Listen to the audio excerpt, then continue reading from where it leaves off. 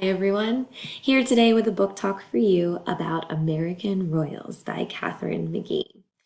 This story is a modern day twist on American history.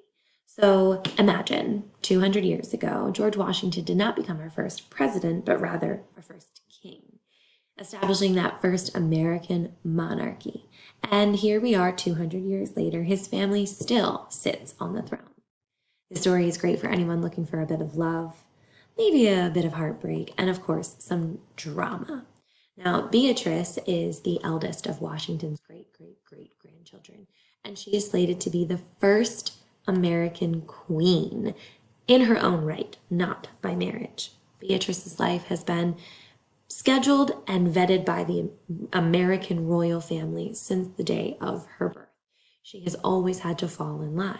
Recently, her father has said that he doesn't want Beatrice to ascend to the throne alone. He wants her to have a strong man by her side. Though she doesn't agree with this antiquated belief, Beatrice feels it is her responsibility to obey.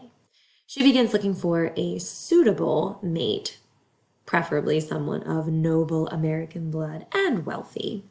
But true love ends up getting a bit in the way. The story also follows Beatrice's younger siblings, twins Jefferson and Samantha. While they're not in the line of succession, they are in the American spotlight. Think Kardashians, but with actual crowns. Jefferson and Samantha have just graduated high school and are on a journey of their own trying to figure out who they are and where they fall in not only American royalty, but in American society. This book is absolutely great for anyone looking for a wonderful love story and an awesome cliffhanger at the end. American Royals is the first in a trilogy, so the story continues with two more sagas, really encompassing this love story to the fullest. Highly recommend Katharine McGee's American Royals for a quick and delightful love story.